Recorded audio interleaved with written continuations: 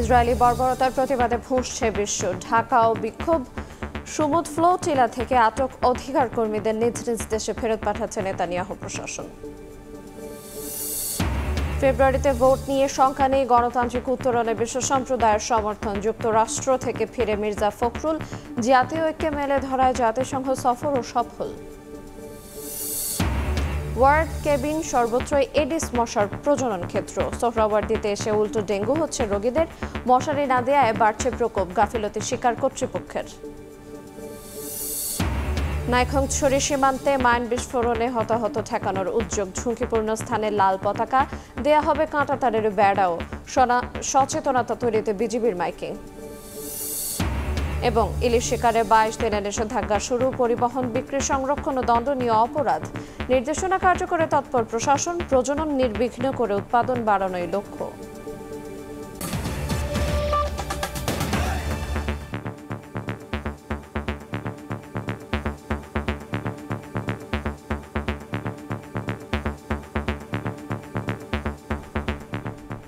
দেখছিলেন শিরোনাম, ভোরের সময় সঙ্গে আছে আইরিন আয়াত। ইসরায়েলের নির্লজ্জ কর্মকাণ্ডের প্রতিবাদে সারা বিশ্বের মতো ক্ষোভে ফুঁসছে বাংলাদেশও। জুমার নামাজের পর রাজধানীর বায়তুল মোকাররম এলাকায় জামায়াতের বিক্ষোভ সমাবেশে অংশ নেন হাজার হাজার মুসল্লি। নেতারা বলেন, মুসলিম বিশ্বের বিভেদের সুযোগে ফিলিস্তিনে গণহত্যা চালাচ্ছে ইসরায়েল। দখলদারদের হত্যাযজ্ঞের প্রতিবাদে বিক্ষোভ হয়েছে রাজধানীর মানিক মিয়া এভিনিউতেও।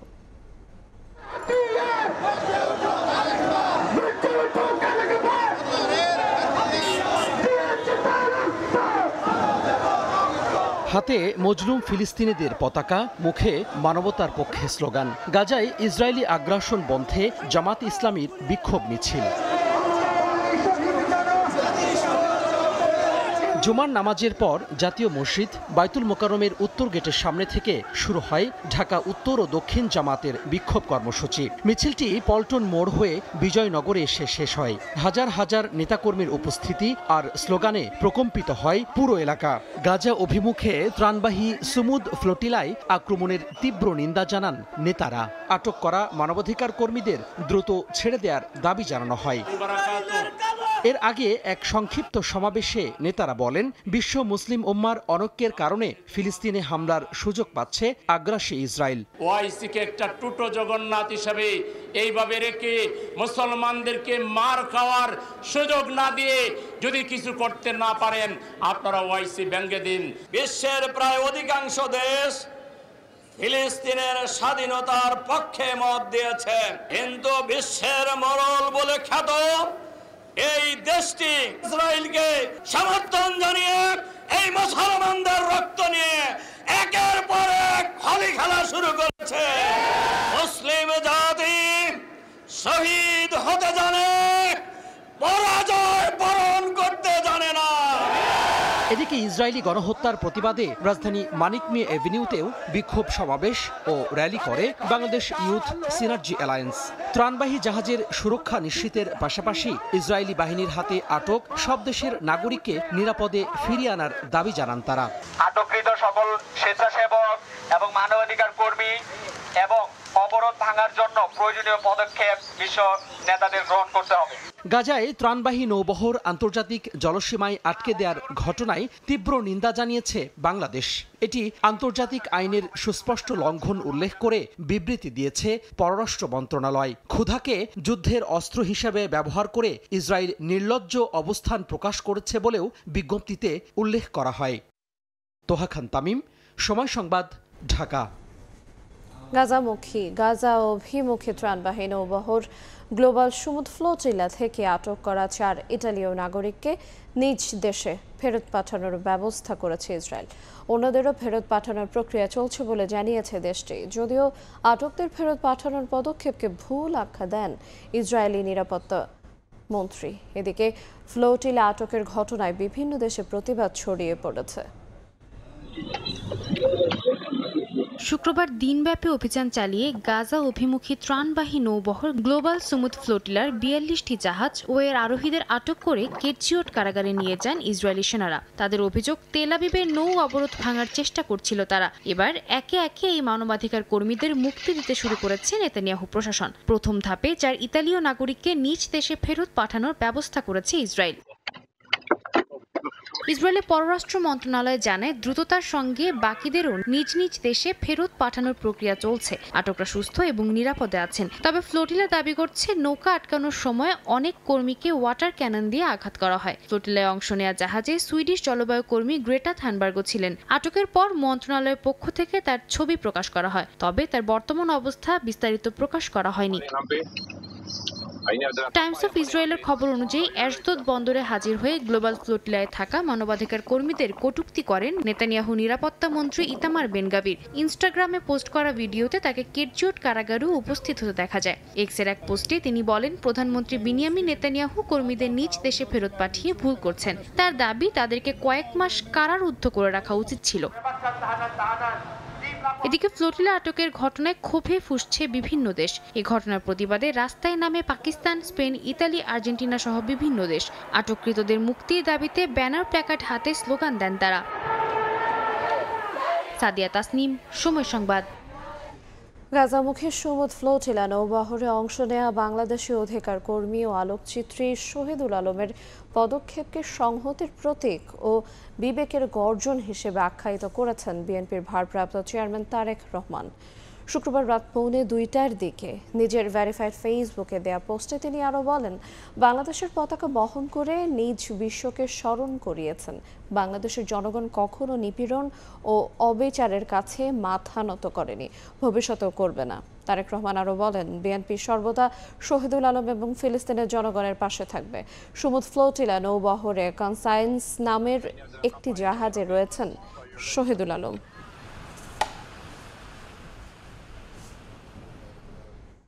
এবারে অন্য প্রসঙ্গ। ফেব্রুয়ারিতে জাতীয় নির্বাচন নিয়ে কোনো শঙ্কা নেই। জাতিসংঘ অধিবেশন যোগদান শেষে দেশে ফিরে বিএনপি মহাসচিব মির্জা ফখরুল ইসলাম আলমগীর আরও বলেন, গণতান্ত্রিক উত্তরণের সমর্থন দিয়েছে আন্তর্জাতিক সম্প্রদায়। এছাড়া বিশ্বমঞ্চে জাতীয় ঐক্য মেলে ধরায় এই সফর সফল হয়েছে। প্রধান উপদেষ্টার সফরসঙ্গী হয়ে জাতিসংঘ সাধারণ পরিষদের অধিবেশনে যোগ দেন 6 রাজনীতিক। এর মধ্যে শুক্রবার রাত 11:30টার দিকে দেশে ফেরেন বিএনপির মহাসচিব মির্জা ফখরুল ইসলাম আলমগীর। তাকে স্বাগত জানাতে হযরত শাহজালাল আন্তর্জাতিক বিমানবন্দরে ভিড় করেন বিএনপি ও অঙ্গ সংগঠনের নেতাকর্মীরা। বিমানবন্দর থেকে বেরিয়ে বিএনপির মহাসচিব জানান, সফল হয়েছে বিশ্বমঞ্চে জাতীয় ঐক্য প্রদর্শনের এই সফর। প্রধান উপদেষ্টা তিনি জাতীয় ঐক্য প্রদর্শন করবার জন্য কয়েকটি দলকে তিনি আমন্ত্রণ জানিয়েছিলেন। সেদিক থেকে এটা অবশ্যই একটা সফল হয়েছে এবং ওখানে জাতিসংঘের ওই প্রধান অধিবেশন ছাড়া পাশাপাশি যে সভাগুলো হয়েছে, বিশেষ করে আপনার যারা বিদেশে বাস করছেন, প্রবাসী আছেন, তাদের সাথে সমস্ত বিষয়গুলোই আমি মনে করি যে বাংলাদেশের জন্য অত্যন্ত ভালো হয়েছে। অ্যাজ এ হোল গণতন্ত্রের জন্য ভালো হয়েছে। নির্বাচন প্রসঙ্গে বলেন, ফেব্রুয়ারিতে ভোট নিয়ে কোনো শঙ্কা নেই। গণতান্ত্রিক উত্তরণে সমর্থন দিয়েছে আন্তর্জাতিক সম্প্রদায়। ফেব্রুয়ারি মাসে যে নির্বাচন হবে, সেই নির্বাচনে আমাদেরকে গণতন্ত্রে ফিরে যাওয়ার সমস্ত ব্যবস্থা করতে আমাদের নেতা জনাব তারেক রহমান সাহেব যেভাবে আমাদের নির্দেশ দিয়েছেন, সেইভাবে আমরা আমাদের নির্বাচনের জন্য প্রস্তুতি নেব এবং আজকে গণতন্ত্রের উত্তরণের এই বিষয়টাতে গোটা পৃথিবীর সমর্থন রয়েছে। নিউ ইয়র্কে আওয়ামী লীগ সমর্থকদের ডিম ছুড়ে মারা সহ নানা কর্মকাণ্ডের বিষয়ে বিএনপি মহাসচিব বলেন, ওইসব করাই দলটির সংস্কৃতি। আওয়ামী লীগের একটা কালচার আপনার এই সমস্যাগুলো তৈরি করা। শফিকুজ্জামান রুবেল, সময় সংবাদ, ঢাকা। নানা দাবি সামনে এনে কিছু রাজনৈতিক দল নির্বাচন পেছাতে চায় বলে অভিযোগ বিএনপির। তবে ভোট নিয়ে লন্ডনে দেওয়া প্রধান উপদেষ্টার প্রতিশ্রুতিতেই আস্থা রাখতে চান স্থায়ী কমিটির সদস্য ইকবাল হাসান মাহমুদ টুকু। অন্যদিকে পিয়ারের দাবি নিয়ে রাজপথে থাকা জামায়াত বলছে ফেব্রুয়ারিতে নির্বাচন ধরেই প্রস্তুতি নিচ্ছেন তারা। একটি বড় দলের বাধায় জুলাই সনদের আইনি ভিত্তি আটকে আছে বলে অভিযোগ নেতাদের। এই অবস্থায় দলগুলোকে ছাড় দিয়ে সমঝোতার পরামর্শ রাজনৈতিক বিশ্লেষকের। হাসান ওয়ালের রিপোর্ট। দীর্ঘ বছর প্রতিদ্বন্দ্বিতাপূর্ণ ভোট উৎসব থেকে বঞ্চিত মানুষের আলোচনার বিষয়বস্তু নির্বাচন, রাজনীতির মাঠ কিংবা চায়ের স্টল, সর্বত্রই আলোচনা ত্রয়োদশ জাতীয় সংসদ নির্বাচন নিয়ে। অন্যদিকে জামায়াত সহ বেশ কিছু দলের পিয়ারের দাবিতে আন্দোলন এবং জুলাই সনদের বাস্তবায়ন প্রক্রিয়া নিয়ে মত দ্বিমতের মধ্যে ভোটের সময়সীমা নিয়ে সংশয়ের কথা জানিয়ে আসছেন রাজনীতিক থেকে সাধারণ মানুষের অনেকেই। মাননীয় সভাপতি, যদিও প্রধান উপদেষ্টা দেশ পেরিয়ে বিশ্বমঞ্চেও জানিয়ে এলেন নির্বাচন নিয়ে তার পরিকল্পনা। ফেব্রুয়ারিতে ভোটের প্রস্তুতি নেওয়ার কথা জাতিসংঘ অধিবেশনে তুলে ধরেন ডক্টর ইউনূস। তবে আলাদা আয়োজনে দেশের মানুষ আরো 5 থেকে 10 বছর এই সরকারকে ক্ষমতায় চায় এবং ভোট আটকাতে আন্তর্জাতিক কিছু মহলের অর্থ ঢালার বক্তব্য রাজনীতির মাঠে নতুন আলোচনার জন্ম দেয়। তবে এসব কথা কানে তুলতে চান না রাজনীতিকরা। বিএনপির স্থায়ী কমিটির সদস্য ইকবাল হাসান মাহমুদ টুকু বলছেন, নির্বাচন নিয়ে লন্ডনে দেওয়া প্রধান উপদেষ্টার প্রতিশ্রুতিতে আস্থা বিএনপির। শুধু আন্তর্জাতিক মহলই নয়, নানা দাবিতে দেশেরই কিছু দল নির্বাচন পেছাতে চায় বলেও অভিযোগ তার। অনেক রাজনৈতিক দল নির্বাচনে বাধা সৃষ্টি করার জন্য নানান রকম তালবাহানা তৈরি করছে। একদিকে প্রার্থী ঘোষণা করছে, আর একদিকে নানান রকমের দাবি নিয়ে সে নির্বাচন বয়কট করবে, কত রকমের প্রোগ্রাম দিল। তাতে কি মানুষ থেমে আছে? মানুষ তো নির্বাচনের দিকে হাঁটছে। ফেব্রুয়ারিতে নির্বাচন নিয়ে কোনো শঙ্কা দেখছে না জামায়াত ইসলামীও। ঘোষিত সময় মাথায় রেখেই প্রস্তুতি নিচ্ছে দলটি। খুলনায় এক অনুষ্ঠান শেষে জামায়াতের সেক্রেটারি জেনারেল অভিযোগ করেন, একটি বড় দল মনে করে সবকিছু তাদের কথাই হতে হবে। জুলাই সনদের আইনি ভিত্তি ছাড়া সমাধান দেখছেন না তিনি। আন্দোলনের যে ময়দানে আমরা আছি, এটাও আমাদের নির্বাচনে যাওয়া তারই একটা অংশ। ঐক্যমত্য না হলে জুলাই সনদের যে আইনি ভিত্তি দেওয়ার প্রশ্নটা, সেটা কিন্তু সফল হবে না। একটা বড় দল মনে করে আমরা যা বলবো তাই মানতে হবে। এটা তো কোনো রাজনীতি না, এটা কোনো ডেমোক্রেসি না। রাজনৈতিক বিশ্লেষক বলছেন, কিছু জায়গায় ছাড় দিয়ে দলগুলো সমঝোতায় পৌঁছাতে না পারলে বড় ক্ষতি হবে দেশের। রাজনৈতিক দলগুলোর মধ্যে আপাত দৃষ্টিতে যে মত পার্থক্য দেখছি, সেটার অবসান ঘটিয়ে নির্ধারিত আগামী ফেব্রুয়ারি মাসেই নির্বাচন হতে হবে। যদি নির্বাচন না হয়, তাহলে দীর্ঘমেয়াদে বাংলাদেশ একটা বড় ক্ষতির মুখে পড়বে। দেশকে স্থিতিশীল রাখতে বক্তব্য দেওয়ার ক্ষেত্রে সরকার এবং দলগুলোকে সতর্কতা অবলম্বনের পরামর্শ বিশ্লেষকদের। হাসান ওয়ালি, সময় সংবাদ, ঢাকা। আগামী ডিসেম্বরে অনুষ্ঠিত হবে জামায়াতে ইসলামের নতুন আমির নির্বাচন। সারা দেশের 1 লাখের বেশি রুকন সদস্য অংশ নেবেন গোপন প্রত্যক্ষ ভোটে। গণতান্ত্রিক বাধ্যবাধকতায় জাতীয় নির্বাচনের আগে এই ভোট বদলে দিতে পারে দলটির কেন্দ্রীয় নেতৃত্ব কাঠামো। তবে আমির হিসেবে যিনি দায়িত্ব নেবেন, আগামী জাতীয় নির্বাচনে দলকে ভালো অবস্থানে নেওয়ার চ্যালেঞ্জ থাকবে তার কাঁধে, এমনটাই বলছেন সংশ্লিষ্টরা। শফিক মুন্সির রিপোর্টে থাকছে বিস্তারিত। প্রতিষ্ঠার পর বাংলাদেশ জামায়াতে ইসলামী ইতিহাসের সবচেয়ে দুঃসময় কাটিয়েছে গত 1.5 দশক। 24-এর অভ্যুত্থানের পর এখন পর্যন্ত রাজনীতির ময়দানে বেশ স্বস্তিতে থাকা দলটি ইতোমধ্যে আবির্ভূত হয়েছে দেশের অন্যতম রাজনৈতিক শক্তি হিসেবে। এর মধ্যেই গুঞ্জন উঠেছে আগামী ডিসেম্বরে দলটির সর্বোচ্চ নেতার পদ সহ গুরুত্বপূর্ণ পদে আসতে পারে পরিবর্তন। জামায়াতের সর্বোচ্চ নীতি নির্ধারণী পদ দলটির আমির। গঠনতন্ত্র অনুযায়ী সারা দেশে থাকা দলটির রুকন সদস্যদের ভোটে 3 বছরের জন্য নির্বাচিত হন একজন আমির। তিনিই পরবর্তীতে কেন্দ্রীয় মজলিসে শুরার সদস্যদের পরামর্শক্রমে নায়েবে আমির, সেক্রেটারি জেনারেল, সহকারী সেক্রেটারি সহ নির্বাহী দায়িত্বশীল পদগুলোতে দলের নেতাদের দায়িত্ব দিয়ে থাকেন। বর্তমানে আমির পদে দ্বিতীয়বারের মতো দায়িত্ব পালন করা ডাক্তার শফিকুর রহমানের মেয়াদ শেষ হবে ডিসেম্বরে। দলটির গঠনতন্ত্র পর্যালোচনা করে দেখা যায়, আমির নির্বাচনের জন্য বিদায়ী কেন্দ্রীয় মজলিসে শুরার সদস্যরা 3 জনের একটি প্যানেল নির্বাচন করেন। সাধারণত এই প্যানেল থেকে সারা দেশের রুকন সদস্যরা গোপন ভোটে একজনকে নির্বাচিত করেন দলটির আমির হিসেবে। তবে প্যানেলের বাইরেও যে কাউকে ভোট দিতে পারেন ভোটাররা।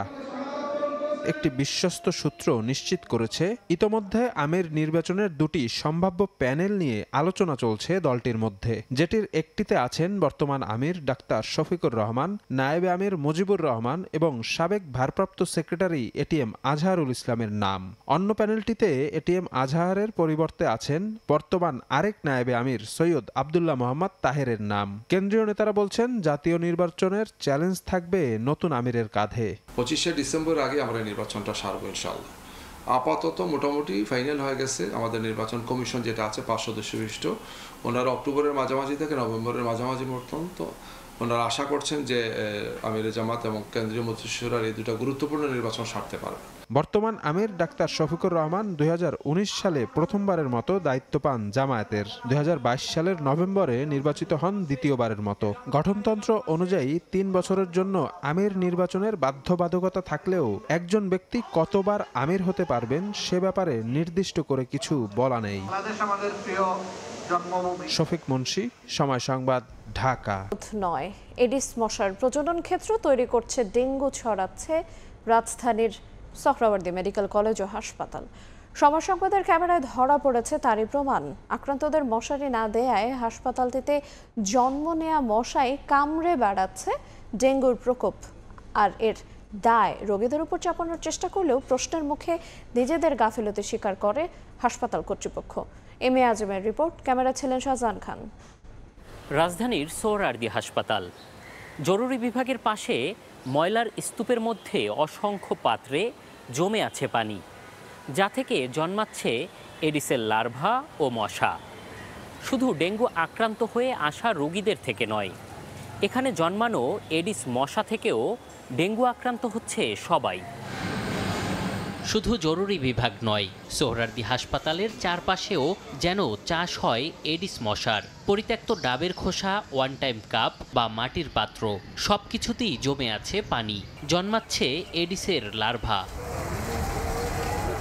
হাসপাতালটির ভেতরে ঢুকতেই 104 নম্বর ওয়ার্ডের সামনে এক বালতি পানি চোখে পড়ে সময় সংবাদের। কাছে গিয়ে দেখতেই হতবাক হই আমরা। পুরো বালতির পানি যেন এডিসের লার্ভায় ভরা। হাসপাতালটির কর্মকর্তা কর্মচারীরা কি ডেঙ্গু প্রতিরোধে কাজ করছে নাকি প্রসারে?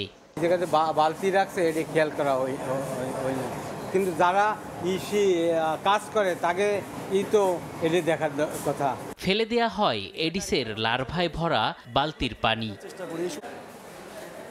এবার ওয়ার্ড নয়, কেবিনে নজর দিতে চাই আমরা। তবে সেখানেও ডেঙ্গু চাষের ভয়াবহ চিত্র ধরা পড়ে সময় সংবাদের ক্যামেরায়। গাছের টব তৈরি করা হয়েছে প্লাস্টিক পাত্র দিয়ে। গাছ না থাকলেও তাতে দীর্ঘদিন ধরে জমে আছে পানি, তার মধ্যেই জন্মাচ্ছে এডিসের লার্ভা। পানি বোতল ছিল, এটা আমি লাগাইনি, হয়তো কোনো আমি বেশ কয়েকদিন একটু ঝামেলার জন্য এই লাইনে আসতে পারি না। কোন রুগীরা সম্ভবত দিয়ে গেছে আমার কোনো ওয়ার্ড বয়ের হাতে। হাসপাতালটির মধ্যেই যেভাবে মশা চাষ হচ্ছে, তা থেকে কিভাবে রক্ষা করা হচ্ছে রোগীদের জানতে ওয়ার্ডগুলোতে সময় সংবাদ। ডেঙ্গু আক্রান্ত ও অন্য রোগীরা মিলেমিশে একাকার। ডেঙ্গু আক্রান্ত রোগীদের দেয়া হয়নি মশারি, তাদের কামড়ে অন্য রোগীদের মাঝেও স্বাচ্ছন্দ্যে ডেঙ্গু ছড়াচ্ছে মশারা। ভর্তির পর থেকে তো মশারি দেয়নি, আসছি সকালে, ঠিক আছে, এখন পর্যন্ত মশারি দেয়নি। কেন মশারি দেয়া হচ্ছে না জানতে চাইলে ওয়ার্ড ইনচার্জ দাবি করেন সব ডেঙ্গু রোগীরাই মশারির মধ্যেই আছে। সব রোগীকেই মশারি দিয়ে দিই। এখনো তো দিচ্ছেন না তাইলে? ওইটা হয়তো পরে দিছে, কিন্তু দেখেন অন্যগুলোকে আমরা দিয়ে দিচ্ছি। আমরা তো একটা মশারিও দেখছি না আপনার ওয়ার্ডে, বলেন তো। আপনি একটু আমাকে দেখান একটা ওয়ার্ডে মশারি আছে। প্রমাণ করতে সময় সংবাদকে নিয়ে নেমে পড়েন নিজেই, তবে ব্যর্থ হয়ে দায় চাপান রোগীদের উপর। যেহেতু জেনারেল ওয়ার্ড, গরমের একটা ব্যাপার আছে, রোগীর লোক অত সচেতন না, মশারিটাকে তারা এত প্রায়োরিটি দেয়। এবার সোহরাওয়ার্দী হাসপাতালের পরিচালকের মুখোমুখি আমরা। ক্যামেরার সামনে কথা বলতে রাজি না হলেও অভিযুক্ত কর্মকর্তাদের ডেকে ধমকালেন তিনি। এত সময় ধরে এটা চোখের বাইরে পড়ে গেল কেন? এখন থাকছে কেন? এগুলো থাকবে কেন? এগুলা রিস্কে না? দ্রুতই ডেঙ্গুর জন্য আলাদা ওয়ার্ড চালু সহ হাসপাতালের ভেতরে বাইরে জমে থাকা পানি অপসারণে কার্যকর পদক্ষেপ নেয়ার কথা জানিয়েছেন পরিচালক। এম এ আজিম। কোমরে পিস্তল, হাতে ওয়াকিটকি, চুলের কাট, পোশাক পরিচ্ছদ আইন শৃঙ্খলা বাহিনীর সদস্যদের মতোই জাতীয় নিরাপত্তা গোয়েন্দা সংস্থা এনএসআই এর উপপরিচালক পরিচয়ে ওঠা বসা আইন শৃঙ্খলা বাহিনীর সদস্যদের সঙ্গেও এসব পরিচয়ে রাজধানীর মোহাম্মদপুরে বিভিন্ন ব্যবসা প্রতিষ্ঠান এমনকি ফুটপাত থেকেও করতেন চাঁদাবাজি। কার্যক্রম নিষিদ্ধ আওয়ামী লীগ নেতাকর্মীদের গ্রেফতারের ভয় দেখিয়েও হাতিয়ে নিতেন টাকা।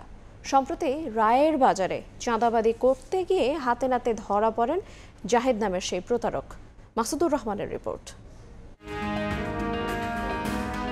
রাজধানীর মোহাম্মদপুরের রায়ের বাজারের মেরি স্টোপস গলি। বৃহস্পতিবার গলির মাথায় ভ্যানে সবজি বিক্রি করছিল এক বিক্রেতা। জাহিদুল ইসলাম নামের এক ব্যক্তি গোয়েন্দা সংস্থার কর্মকর্তা পরিচয়ে ভ্যান সরাতে বলে চলে যান। 1 ঘন্টা পর এসে এবার ভ্যান দেখেই ক্ষিপ্ত হয়ে ওঠেন, দাবি করেন চাঁদা না দেয়ায় বিক্রেতাকে মারধর শুরু করেন। সেই আনস বাইকারে গুলি করমু ফালাই দম, বড় কর্মকর্তা এনএসআই সে আমার বহুত হুমকি দিছে, ধাক্কা মারছে, যে আমার যে ক্যাশে ছিল সে সব টাকা পয়সা নিয়ে গেছে।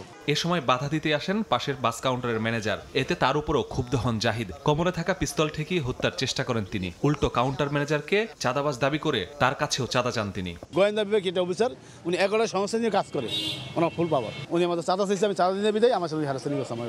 শুরু হয় জটলা, এগিয়ে আসেন আশপাশের দোকানিরা। যারা সামনে আসছে সবার উপরই চড়াও হন জাহিদ। একজনকে মেরে গুরুতর জখম করেন তিনি। 2 হাত দিয়ে এমন জোরে বাড়ি দিছে, আমার মনে হয় যে আমার কলিজা ফেটে যেতেছে, আসমান থেকে মনে কিছু ভেঙে পড়ছে। এরপরে আবার পাড়া উঠে ওইখানে আবার একটা বাড়ি মারছে, তখন আমি সেন্সলেস হয়েছি। ফুটপাত থেকে শুরু করে এই এলাকার বেশিরভাগ দোকানপাট থেকেও কিছুদিন ধরে চাঁদাবাজির অভিযোগ আছে তার বিরুদ্ধে।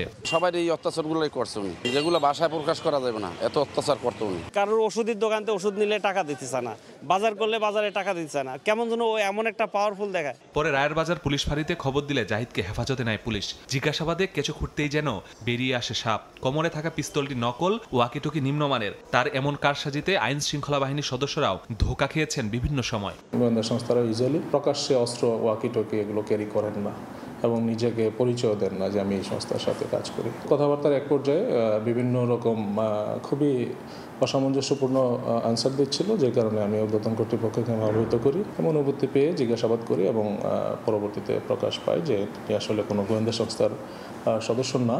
আটকের পর জাহিদের কাছ থেকে পাওয়া যায় কাস্টমস গোয়েন্দা সহ বিভিন্ন সংস্থার ভুয়া আইডি কার্ড, বিভিন্ন ব্যাংকের 7টি এটিএম কার্ড ও একটি গাড়ি। গাড়িটি ভাড়া করে চাঁদাবাজি ও প্রতারণায় ব্যবহৃত হয়েছে। গাড়িটা হচ্ছে একটা রেন্টেকারের কাছ থেকে নিয়েছে, সে 3 মাস ধরে ভাড়া দেয় না, ওই যে একই পরিচয় দিয়ে নিয়েছে। সে আসলে 5 আগস্টের পর থেকে মানুষের সরল বিশ্বাসের সুযোগ নিয়ে গোয়েন্দা সংস্থার সদস্য হিসেবে নিজেকে প্রমাণ করতে পেরেছে এবং আসলে প্রতারণা করে অনেকের কাছ থেকে হয়তো অনেক রকম সুবিধা নিয়েছে। চাঁদা চাইলে তার পরিচয় যাই হোক না কেন দ্রুত আইন শৃঙ্খলা বাহিনীকে জানানোর পরামর্শ দিয়েছে পুলিশ। তাকে অধিকতর জিজ্ঞাসাবাদের জন্য আদালতের অনুমতি চাইবে। মাসুদুর রহমান, সময় সংবাদ, ঢাকা। নানামুখী তৎপরতা শুরু করেছে বিজেপি। ঝুঁকিপূর্ণ এলাকা চিহ্নিত করার পাশাপাশি চলছে নিয়মিত মাইকিং ও জনসচেতনতামূলক সভা। মাইন বিস্ফোরণে পা হারানোদের অভিজ্ঞতা তুলে ধরেই জানানো হচ্ছে এর ভয়াবহতা। পাশাপাশি আহতদের পাশেও দাঁড়াচ্ছে সীমান্তরক্ষী বাহিনী বিজিবি। মোহাম্মদ ফরাজের ক্যামেরা বিস্তারিত জানাচ্ছেন সুচাউদ্দিন রুবেল। বান্দরবনের নাইখংছড়ি সদর থেকে 13 কিলোমিটার দূরে আষাঢ়তলী সীমান্ত।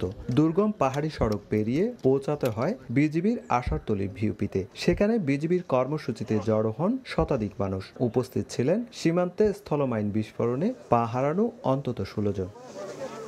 নাইখংছড়ি সীমান্তে দক্ষিণ মৌলভীকাটা এলাকার যুবক ওমর ফারুক। বয়স এখনো 25 পেরোয়নি তার, কিন্তু গেল জুন মাসে সীমান্তে স্থলমাইন বিস্ফোরণে পা হারিয়ে এখন তাকে হাঁটা চলার জন্য নির্ভর হতে হয়েছে ক্রেচের উপর। পাহাড়ের চূড়ায় ক্রেচের উপর ভর করে সময় সংবাদকে বর্ণনা দেন পা হারানোর ঘটনা। যখন গরু নিয়ে আসি, প্রায় আমরা 15-22 জন ছিলাম, তখন সবাইকে বের করে দেওয়ার পরে আমি মাইনে বিস্ফোরণ আহত।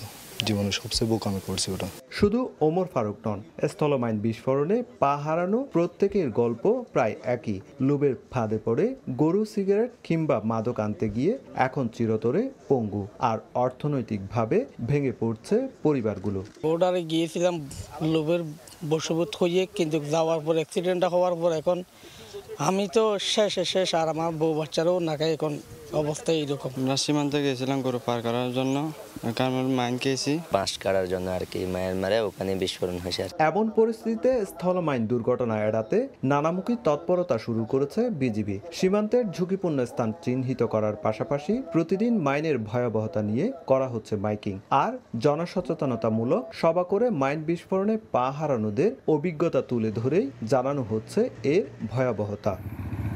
তবে উপজেলা প্রশাসন ও বিজিবি বলছে নানামুখী তৎপরতার কারণে লোকজন সচেতন হচ্ছে এবং কমে আসছে মাইন বিস্ফোরণে হতাহতের ঘটনা। যার ক্ষতিটা হচ্ছে সে ব্যক্তিগতভাবে পারিবারিকভাবে সে সারা জীবনের জন্য তার পরিবারের কাছে বোঝা হয়ে যাচ্ছে, সমাজের কাছে বোঝা হয়ে যাচ্ছে।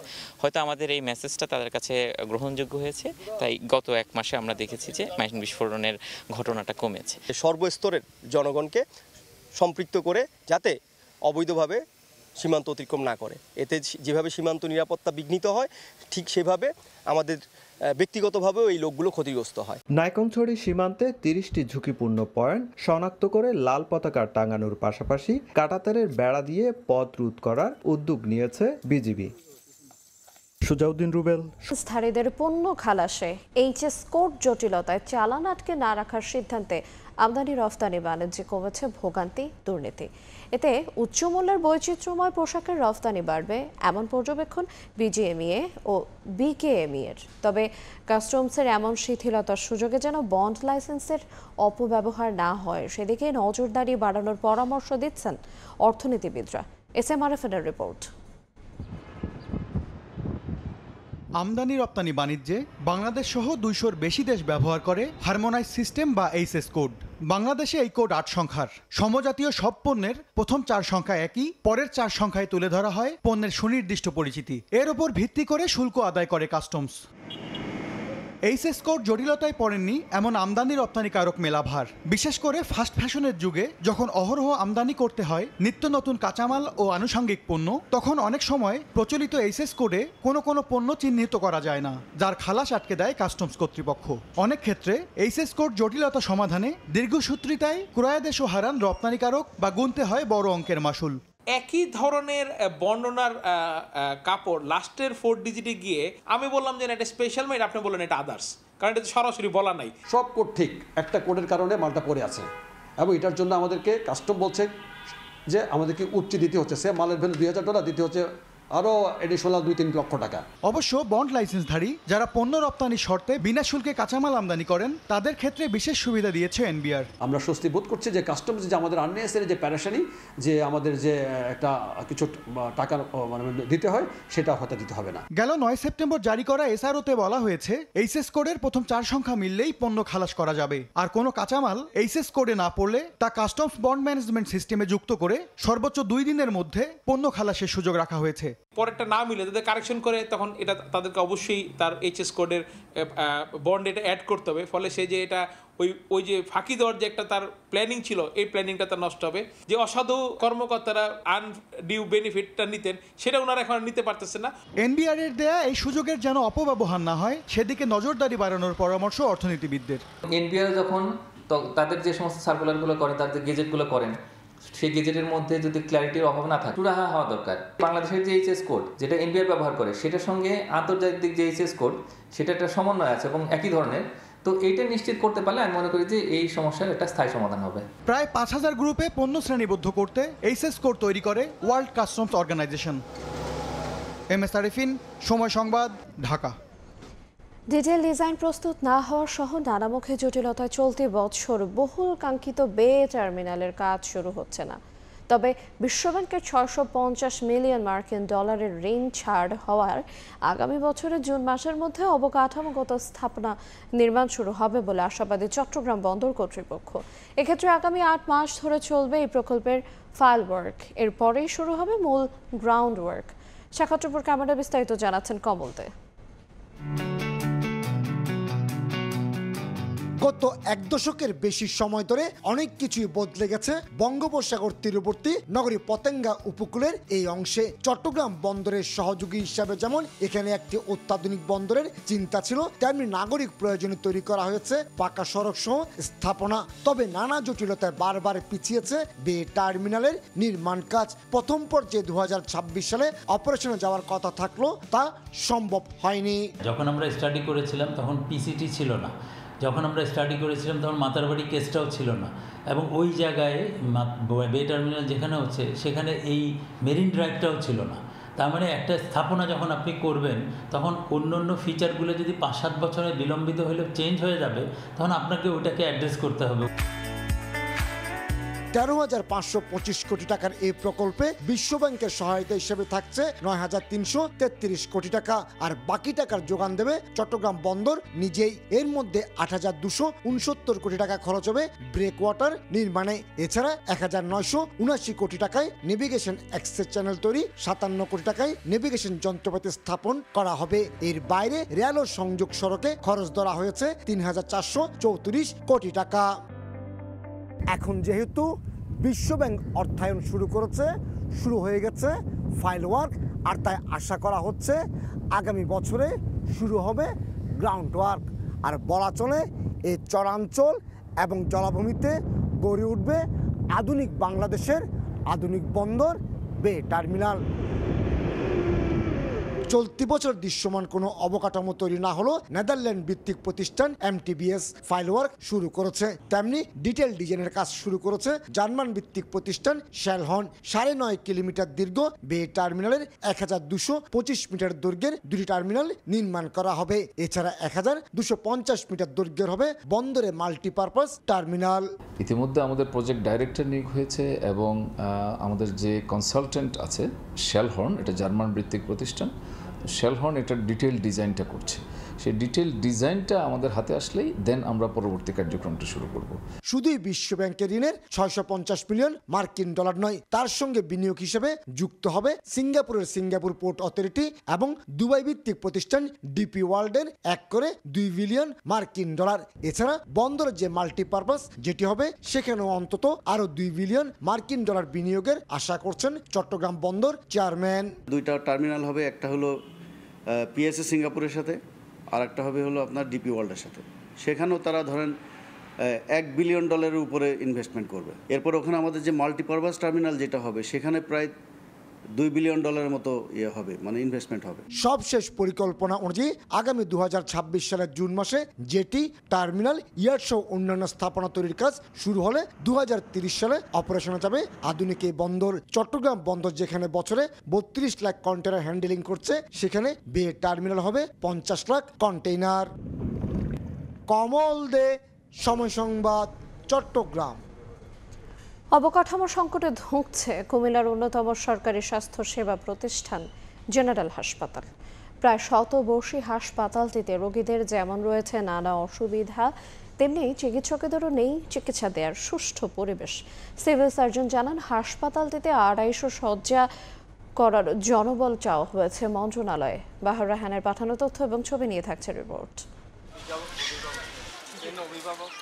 1845 সালে প্রতিষ্ঠিত Comilla charitable dispensary by East India company 1971 সালে মুক্তিযুদ্ধের পর 50 শয্যা হাসপাতালে পরিণত হয়। 5 টাকা টিকিটে বহির্বিভাগ ও আন্তঃবিভাগ চালু থাকা কুমিল্লা জেনারেল হাসপাতালে দিন দিন রোগীর সংখ্যা বাড়লেও অবকাঠামোগত সংকটে একটি কক্ষে 4টি বিভাগে চিকিৎসা দিতে হচ্ছে। তেমনি দিন দিন অস্বাস্থ্যকর হয়ে পড়ছে হাসপাতালের ভবনগুলো। 8-10টা কাউন্টার করে দেয়, তাহলে মানুষ দ্রুত মানে টিকিট কাটতে পারবে। সকাল থেকে দাঁড়ায় রয়েছে আমরা, ওই যে পুষ্করি মাথার থেকে আসছে এই পর্যন্ত আসছে। ভালো করে দেখতে চায় না, দেখে নগদ কথাও বলতে দেয় না। একটা কথা বেশি জিজ্ঞেস করে, যেটা জিজ্ঞেস করে এটার উত্তরে নেই, তারপরে কেউ রুগী কিছু বলতে চাইলে তারা শুনতে চায় না। বৃষ্টির দিনে আসলে দেখা গেছে রাত ফেরাতে গেলেও মাথার উপর পানি পড়তেছে, এখানে বসলে এদিক দিয়ে পানি পড়তেছে। রোগীরা আসতেছে এত ছোট রুমের মধ্যে, আমরা দুজন বসে আছি, আবার এখানে কাজও করা হয়। বহির্বিভাগেও চিকিৎসা নিতে আসা রোগীর সংখ্যাও বাড়ছে। সে তুলনায় চিকিৎসকের সংখ্যা বাড়ানো হলেও চিকিৎসা দেওয়ার কক্ষ সংখ্যা একেবারেই অপ্রতুল। মেডিসিন বিভাগে 2 কক্ষে 9 জন বিশেষজ্ঞ চিকিৎসক সেবা দিচ্ছেন, যেখানে রোগী বসার জায়গা পর্যন্ত নেই। ওই বিল্ডিং তো আগের পুরাতন, তো অতএব এগুলো তো অবশ্যই সংস্কার বা ভালো কিছু করা দরকার। রোগীগুলোর ভোগান্তি, বসার জায়গা নাই। অবকাঠামোর কারণে আমরা চাইলেও আমাদের সেবাটাকে বাড়াতে পারতেছি না। যেমন রোগীর ভর্তির ক্ষেত্রে ইনডোরে শয্যা সংকট, শয্যা বসানোর সংকট। এছাড়া বহির্বিভাগে তো আপনারা দেখতেই পাচ্ছেন ভবনগুলি অনেক পুরাতন, জরাজীর্ণ। সিভিল সার্জন জানান হাসপাতালটি 250 শয্যা করার জনবল চাওয়া হয়েছে মন্ত্রণালয়ে। হাসপাতালকে 250 বেডে রূপান্তরের জন্য আমরা প্রস্তাব প্রেরণ করেছি।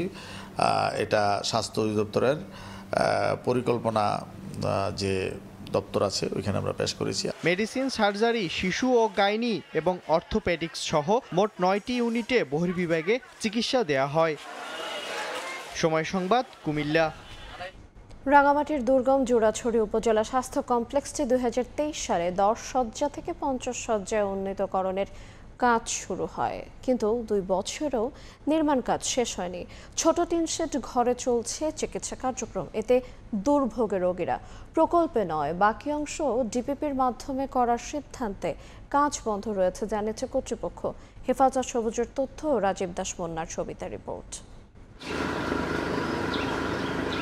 ছোট 4 কক্ষের টিন শেড ঘর, দেয়ালে ধরেছে ফাটল। 2টি কক্ষে গাদাগাদি করে রাখা 6টি শয্যা, আর রান্নাঘরকে করা হয়েছে লেভার রুম, যেখানে চলে ডেলিভারি কার্যক্রম। অন্য ছোট আরেকটি কক্ষে ডাক্তার ও নার্স বসে সেবা দেন রোগীদের।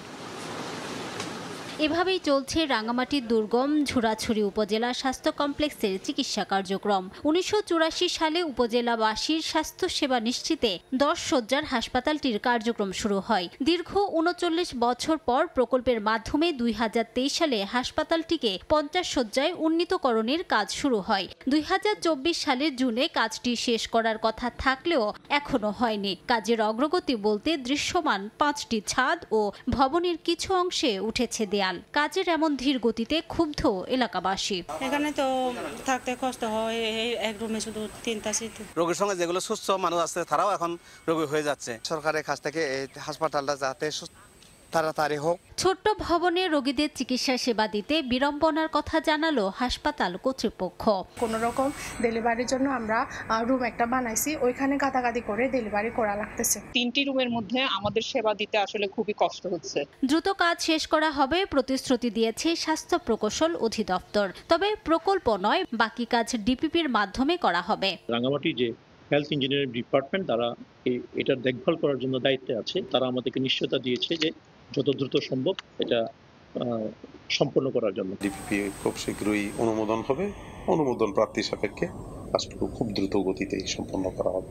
স্বাস্থ্য প্রকৌশল অধিদপ্তরের তথ্য মতে 50 শয্যার হাসপাতালটি নির্মাণে ব্যয় ধরা হয়েছে 15 কোটি 46 লাখ টাকা। সময় সংবাদ, রাঙামাটি। নারায়ণপুর পৌরসভা প্রয়োজনীয় অবকাঠামো না থাকায় নেই কোনো ধরনের নাগরিক সুযোগ সুবিধা, ফলে দুর্ভোগের শেষ নেই স্থানীয়দের। তার মধ্যে উচ্চ আদালতের রিট জটিলতার কারণে বন্ধ রয়েছে জন্ম নিবন্ধন সনদ। পৌরসভার সড়কও বেহাল, দীর্ঘদিন ধরে জনপ্রতিনিধি না থাকায় ফেরত যাচ্ছে সরকারি বরাদ্দ। স্থানীয়দের অভিযোগ, কেবল কাগজে কলমে সীমাবদ্ধ পৌরসভার কার্যক্রম। তবে নাগরিক সেবা নিশ্চিত করতে এবার এগিয়ে দেয়া হয়েছে পৌর প্রশাসক। নাইমুল ইসলাম নীরবের ক্যামেরায় ফারুক আহমেদের রিপোর্ট। প্রবাসের স্বামীর কাছে যাবেন রাবেয়া আক্তার, তাই পাসপোর্ট তৈরি করতে প্রয়োজন জন্ম নিবন্ধন সনদ, কিন্তু পৌরসভা কর্তৃপক্ষ সেই সেবা দিতে পারছে না। এতে রাবেয়া আক্তারের বিদেশ যাওয়া অনিশ্চিত। মাকে সঙ্গে নিয়ে প্রতিদিনই ঘুরে ফিরে ধর্ণা দিচ্ছেন পৌরসভায়। তারপরও সেবা না পেয়ে মা মেয়ের কপালে দুশ্চিন্তার ভাঁজ। মাত্র 5 জন কর্মচারী দিয়ে জরাজীর্ণ টিনশেড ভবনে চলছে পৌরসভার কার্যক্রম। ওনারা বলতেছে যে কার্যক্রম বন্ধ, এটার জন্য আমাদের অনেক ভোগান্তি হয়। আমরা নিবন্ধন ঠিক করতে পারি না, এই জন্য আমরা অনেক হয়রানি হতেছি। তাদের মতো আরো অনেকেরই একই হাল। কয়েক হাজার ব্যবসা প্রতিষ্ঠান নিয়ে নারায়ণপুর বাজার রক্ষণাবেক্ষণ বা মেরামত না করায় এই বাজারের ভেতর সহ গোটা পৌরসভার সড়কগুলোর বেহাল দশা। পানি সরবরাহ, সড়ক বাতি থেকে শুরু করে অন্যান্য সুযোগ সুবিধাও নেই। স্থানীয়দের অভিযোগ, দীর্ঘদিন ধরে চলা এমন কষ্টের কথা শুনেনি কেউ। এত ভোগান্তির মধ্যেও শুরু হয়েছে নাগরিক সনদ ও ট্রেড লাইসেন্স প্রদান, তবে এখনো বন্ধ জন্ম নিবন্ধন সনদ। জন্ম নিবন্ধন আমরা করতে পারতেছি না আমাদের পৌরসভা থেকে। মেঘ বৃষ্টি আইলে পানি পুরা যায়, সব কিছু পানি আর কি, মানে আইতে যেতে অনেক কষ্ট হয় যাত্রী নিয়ে। রাস্তাঘাটে পানি জমে, হাঁটতে চলতে কষ্ট হয়। আমরা ইউনিয়ন পরিষদও বুঝি না, পৌরসভা বুঝি না, আমরা সেবা চাই। এই বাজারটার মধ্যে কোনো ধরনের উন্নয়ন নাই, কোনো ধরনের সেবা নাই। এদিকে 3টি ইউনিয়ন পরিষদের অংশ বিশেষ নিয়ে গঠন করা হয় এই পৌরসভা, তাও প্রায় 1.5 দশক আগে। এরপর উচ্চ আদালতে রিট জটিলতায় বন্ধ হয়ে যায় সব ধরনের উন্নয়ন আর নাগরিক সেবা। তবে সেই জটিলতা কাটিয়ে এবার নিয়োগ দেওয়া হয়েছে পৌর প্রশাসক, তার সঙ্গে অস্থায়ী জনবল। তবে পৌরসভা দুর্ভোগ কমাতে এর মধ্যে শুরু হয়েছে প্রশাসনিক কাজ, তাদের সহযোগিতা করছে জেলা প্রশাসনও। পৌরসভার যে মামলা যে চলমান, এই জটিলতা কাটলে আমরা বাকি যে সেবাগুলো পৌরসভা থেকে নাগরিক পায় সেই সেবাগুলো আমরা পুরোদমে শুরু করতে পারব। এখন যেহেতু কর্মী নিয়োগ দিয়েছি, এর ফলে আমাদের সরকারের যে সমস্ত উন্নয়ন বরাদ্দ যাবে, আশা করি নারায়ণপুর পৌরসভার উন্নয়নের জন্যই আমরা এই কাজগুলো করতে পারবো। 7.84 বর্গমাইল নিয়ে নারায়ণপুর পৌরসভায় জনসংখ্যা প্রায় 50,000, 31টি শিক্ষা প্রতিষ্ঠান, 3টি হাট বাজার এবং অসংখ্য ধর্মীয় প্রতিষ্ঠান রয়েছে। গত কয়েক বছর ধরে এখানকার যে নাগরিক সুবিধা, সব ধরনের সুযোগ থেকে তারা বঞ্চিত রয়েছেন। সঙ্গত কারণে তাদের মধ্যে এখন প্রশ্ন, নারায়ণপুর পৌরসভা না ইউনিয়ন পরিষদ। ফারুক আহমদ, সময় সংবাদ, চাঁদপুর। ঢাকা সিলেট মহাসড়কের ব্রাহ্মণবাড়িয়া আশুগঞ্জ থেকে বিশ্ব রোড পর্যন্ত নির্মাণাধীন 12 কিলোমিটার 4 লেনে ভোগান্তির শেষ নেই। যাত্রীরা এই সড়ক পাড়ি দিতে গিয়ে ঘন্টার পর ঘন্টা বসে থাকতে হয়। তবে দ্রুত সড়কটি মেরামতের কাজ শেষ হবে জানিয়েছেন সড়ক বিভাগের কর্মকর্তারা। হৃদয় পালার ক্যামেরায় উজ্জ্বল চক্রবর্তীর রিপোর্ট। দীর্ঘক্ষণেও নড়ে না গাড়ি, আবার চলাচল শুরু হলেও খুবই ধীরগতি, সড়কের অবস্থাও বেহাল। ঢাকা সিলেট মহাসড়কের ব্রাহ্মণবাড়িয়া আশুগঞ্জ থেকে বিশ্ব রোড পর্যন্ত নির্মাণাধীন 12 কিলোমিটার 4 লেন প্রকল্পে ভোগান্তির শেষ নেই। মহাসড়কটি 1 মাস নির্মাণ করতে কেটে যায় 8 বছর। চলতি বছরের 31 জুন প্রকল্পের মেয়াদ শেষ হয়, কিন্তু করোনা মহামারী, বালু সংকট ও রাজনৈতিক অস্থিরতায় কয়েক দফা পিছিয়ে যায় সড়কটির নির্মাণ কাজ। বর্ষাকালে সড়কটির আশুগঞ্জ ও বিশ্ব রোড অংশে বড় বড় গর্তের সৃষ্টি হয়, এতে যান চলাচলের অনুপযোগী হয়ে ওঠে, প্রায়ই থমকে থাকে যানবাহনের চাকা। চলাফেরা করার জন্য খুব অসুবিধা হচ্ছে, ঘন্টা ঘন্টা বসে থাকতে হয়, যানজট সৃষ্টি হয়, যাত্রী হয় না, এই তো গাড়ি ক্ষয়ক্ষতি। আশুগঞ্জের থেকে বিশ্ব রোড আইতে প্রায় 3 থেকে 4 ঘন্টা লেগে যায়। 6 মাস 1 বছরের ভিতরে আমরা কাজটা দূরত্ব রাস্তাঘাট আমরা করে দেবো, আমরা জনগণ শান্তি পাই।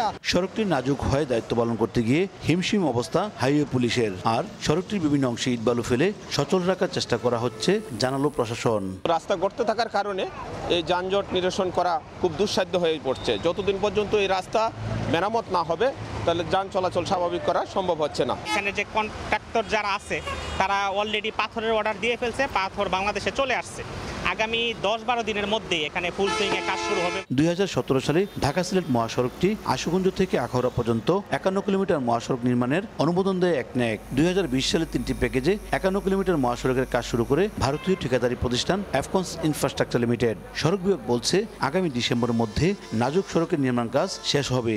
আমাদের একটা জাহাজে মাল আসতেছে, বেনাপোল পড়ছে, এই এলাকার এই রিজিট পেমেন্ট হবে পুরো এলাকাটাই, হয়তো ডিসেম্বরের মধ্যে এটা কাজটা শেষ হয়ে যাবে। সড়ক বিভাগের তথ্য মতে এই মহাসড়কের 12 কিলোমিটার অংশে প্রায় 40টি বড় গর্ত রয়েছে, যার উপর দিয়ে দৈনিক গড়ে 22,000 ছোট বড় যানবাহন ধীরগতিতে চলাচল করছে। উজ্জ্বল চক্রবর্তী, সময় সংবাদ, ব্রাহ্মণবাড়িয়া। খাগড়াছড়ি পরিবার পরিকল্পনা ভবনের নির্মাণ কাজ শেষ হয়নি 5 বছরেও।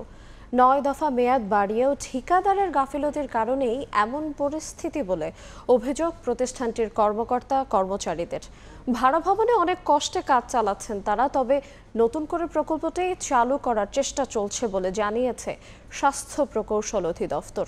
জিতন বড়ুয়ার পাঠানো তথ্য এবং ছবি নিয়ে রিপোর্ট। খাগড়াছড়ি পৌর বাস টার্মিনাল এলাকায় 3 শতক জমির ওপর জেলা পরিবার পরিকল্পনা ভবনের কাজ শুরু হয় 2020 সালের জুলাই মাসে। পরের বছর আগস্টের মধ্যে কাজ শেষ হওয়ার কথা থাকলেও তা হয়নি। এরপর কেটে গেছে 5 বছর। ছোট একটি ভাড়া ভবনে অফিসের কাজ চালাচ্ছেন কর্মকর্তা কর্মচারীরা। তাদের অভিযোগ, ঠিকাদারের গাফিলতির কারণেই এমন পরিস্থিতি। ভবনের কাজ বন্ধ থাকায় নষ্ট হচ্ছে নির্মাণ সামগ্রী। আমরা খুব গিজাগিজির ভিতরে এই অফিসটা চালাই নিতেছে। এখানে রুমগুলো ছোট, আমাদের স্যারেরাও একটু সমস্যা হয়। বর্তমানে আমরা মাসে এখানে 40,000 টাকা করে ভাড়া দিচ্ছি। নতুন ভবন হলে আমাদের ভাড়াটা সরকারের সাশ্রয় হতো। 8 দফা মেয়াদ বাড়িয়ে 77% পর্যন্ত কাজ করেছে ঠিকাদারি প্রতিষ্ঠান মেক কনস্ট্রাকশন। 2024 সালে মেয়াদ শেষ হওয়ায় নতুন করে প্রকল্পটি চালু করার জন্য স্বাস্থ্য ও প্রকৌশল অধিদপ্তরে চিঠি দেওয়া হয়েছে। সাম্প্রতিককালে আমরা নিড অ্যাসেসমেন্ট করে আমাদের মন্ত্রণালয়ে পাঠানো হয়েছে। মন্ত্রণালয় থেকে যদি ডিপিপি অনুমোদন দেয়, দেন আমরা পুনরায় কার্যক্রম শুরু করতে পারবো। আমরা চাচ্ছি যাতে কাজটা শেষ হয়ে এটা আমাদের কাছে হস্তান্তর করে সংশ্লিষ্ট স্বাস্থ্য প্রকৌশল বিভাগ। নতুন পরিবার পরিকল্পনা ভবনটি নির্মাণে ব্যয় ধরা হয়েছে 4,76,00,000 টাকা। সময় সংবাদ। থেকে মাছ শিকারের 22 দিনের নিষেধাজ্ঞা শুরু হয়েছে। ইলিশের প্রজনন নির্বিঘ্ন করতে তৎপর রয়েছে প্রশাসন। এরই অংশ হিসেবে বরিশালে মেঘনা নদীর 82 কিলোমিটার ড্রোন দিয়ে নজরদারির উদ্যোগ নেওয়া হয়েছে। এছাড়া মাছ ধরা বন্ধে কাজ করবে যৌথ বাহিনী। এছাড়া জনসচেতনতামূলক প্রচারণা চালানো হচ্ছে। নিষেধাজ্ঞা কার্যকরের মাধ্যমে ইলিশের উৎপাদন বাড়ানোর বিষয়ে আশাবাদী মৎস্য বিভাগ। শুক্রবার রাত 12টা থেকে উপকূলীয় নদ নদী ও ইলিশের অভয়াশ্রমগুলোতে মা ইলিশ শিকারে শুরু হয়েছে 22 দিনের নিষেধাজ্ঞা। তবে ইলিশের আকালের মধ্যেই নিষেধাজ্ঞায় কিছুটা হতাশ জেলেরা। এই সময়টাতে পরিবার পরিজনের ভরণ পোষণের জন্য দ্রুত সরকারি সহায়তা বিতরণের দাবি তাদের। আমার অভিযান উপলক্ষে আমরা জাল সাবার ধুয়ে মুছে বাড়িতে নিয়ে যাচ্তেছি। এর আগে আমরা জাল সাবার নামাবো না। বেকার থাকার যে অনুদানটা দেয় সরকার, আমরা পাই না। সরকার ঘোষণা হচ্ছে মা ইলিশ অভিযানের জন্য আমাদের জেলেরা 100% অভিযান মানার জন্য প্রস্তুত। এদিকে জনসচেতনতামূলক প্রচারণার পাশাপাশি নিষেধাজ্ঞা কার্যকর করে ইলিশের উৎপাদন বাড়ানোর আশা মৎস্য বিভাগের। জেলেদের প্রতিনিধি তাদের পরামর্শ ক্রমেই কিন্তু আসলে তারিখ নির্ধারিত হয়েছে। তো আমি আশা করি এবার যে 4 অক্টোবর থেকে 25 অক্টোবর যে অভিযানটি হবে, এটি শতভাগ সফল হবে। নিষেধাজ্ঞাকালীন সহায়তা হিসাবে ভোলার কর্মহীন 1,43,438 জেলের জন্য 3,585 মেট্রিক টন চাল বরাদ্দ দিয়েছে সরকার। পরিবার প্রতি দেয়া হবে 25 কেজি করে। সময় সংবাদ, ভোলা। ভোরের সময় ছিল আমার কাছে। পরবর্তী সংবাদগুলো জানাতে সঙ্গে থাকবেন সহকর্মী সাইফুর রুদ্র। আইরিন, আপনাকে ধন্যবাদ। পরবর্তী সংবাদগুলো নিয়ে ফিরছে কিছুক্ষণ পর, সঙ্গেই থাকুন।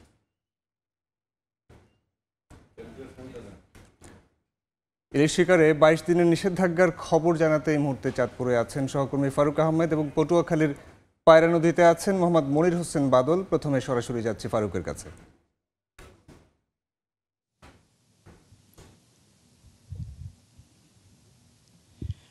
শুরু হয়েছে মা ইলিশের প্রজনন মৌসুম, অর্থাৎ এই সময়টায় মা ইলিশ মিঠা পানিতে ডিম ছাড়ছে। তাই সাগর ছেড়ে চাঁদপুরের পদ্মা মেঘনা সহ যেসব নদীগুলোতে ইলিশ বিচরণের জন্য সক্ষমতা রয়েছে সেই নদীগুলোতে এখন চলছে সব ধরনের মাছ ধরার উপর নিষেধাজ্ঞা। অর্থাৎ মা ইলিশকে সুরক্ষা দেওয়ার জন্য যে পরিবেশটি নিশ্চিত করা প্রয়োজন সেটি করেছেন সরকার।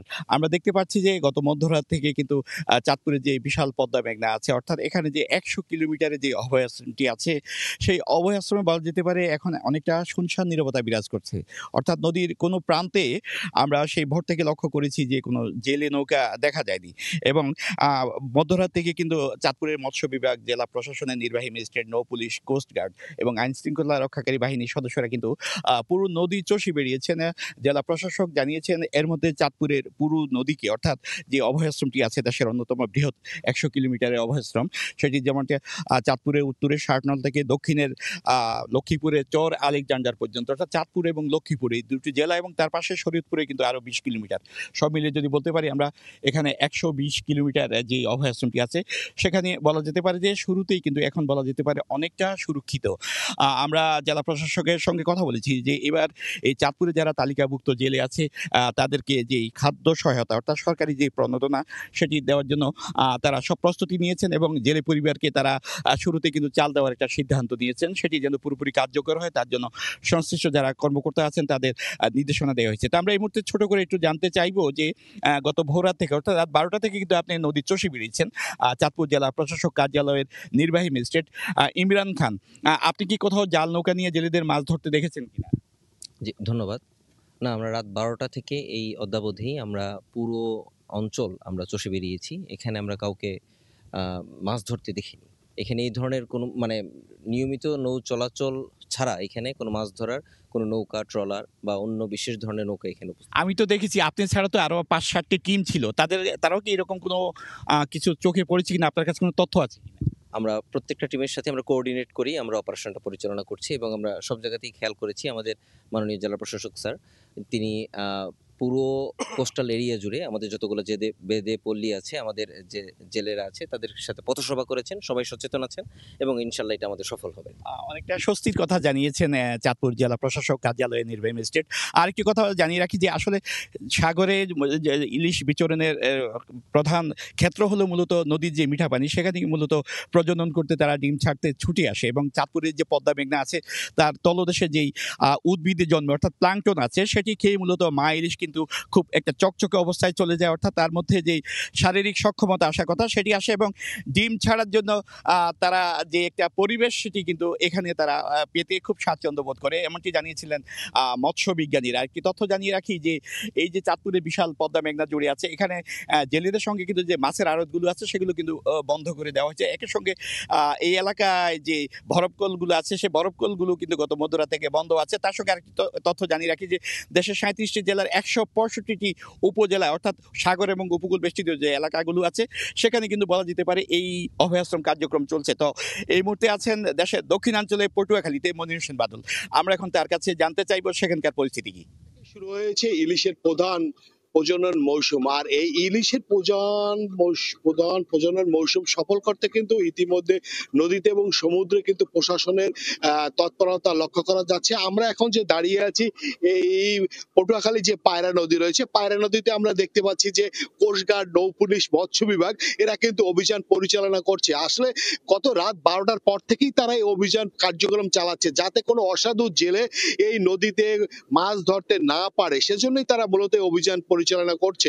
আর এখানে শুধু এই নদীতেই নয়, বাংলাদেশের যে নদ নদীগুলো রয়েছে, মিষ্টি পানির যে নদ নদীগুলো রয়েছে, প্রতিটি মেঘনা, পদ্মা, তেঁতুলিয়া সহ যত নদ নদী রয়েছে সকল নদ নদী কিন্তু এর ইলিশ প্রধান প্রজনন মৌসুমের আওতায় রয়েছে।